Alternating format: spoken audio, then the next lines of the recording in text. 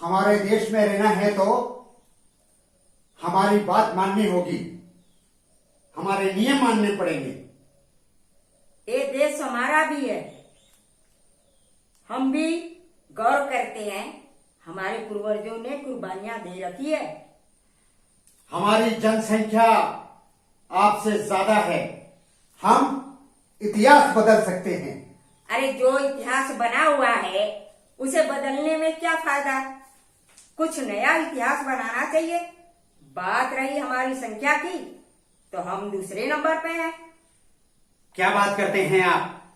हमारी भाषा आपसे अच्छी है, हमारी भाषा सबसे पुरानी है। हमारी भाषा भी आपसे कम नहीं है।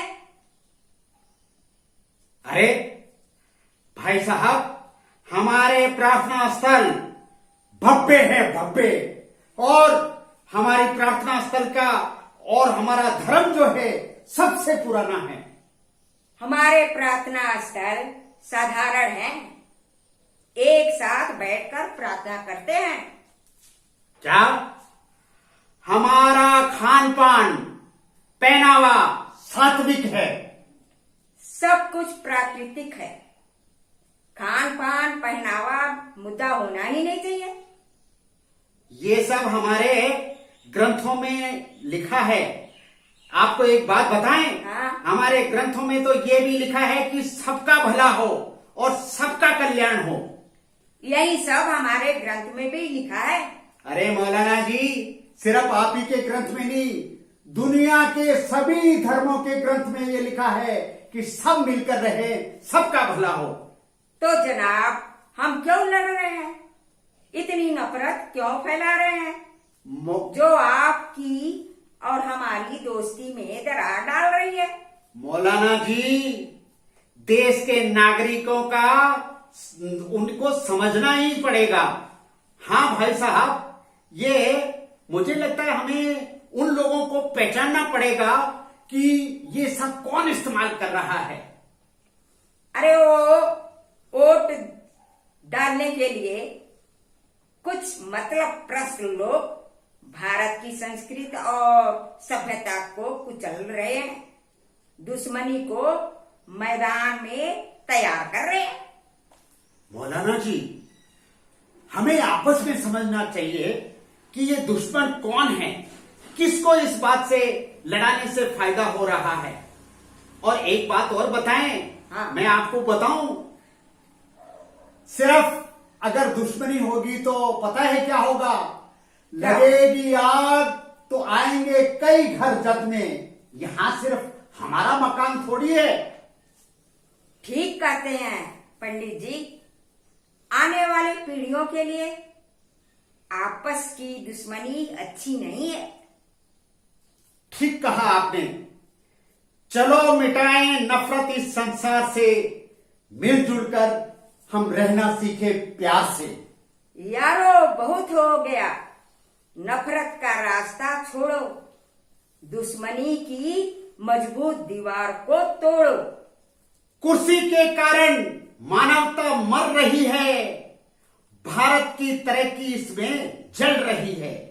धर्म जाति भाषा के नाम पर लड़ना छोड़ो, प्रेम सद्भाव भाव को मिलकर जोड़ो। नफरत से किसको फायदा होता है? बांटकर हमको कौन कुर्सी को पाता है। चलो पहचाने उन सब गद्दारों को जो कुचल रहे भारत के स्वाभिमानों को, जो कुचल रहे भारत के संतानों को। मौलाना जी, आपकी बात मेरे समझ में आ गई। हम दोनों भाइयों ने तो समझ लिया है कि हम मिलकर रहेंगे और हम दोनों भाई आपस में कभी नहीं लड़ेंगे। मैं कभी भी कोई दावा नहीं करूंगा, कभी भी दुख नहीं पहुंचाऊंगा। मैं बहादुरी और ताकत नहीं दिखाऊंगा।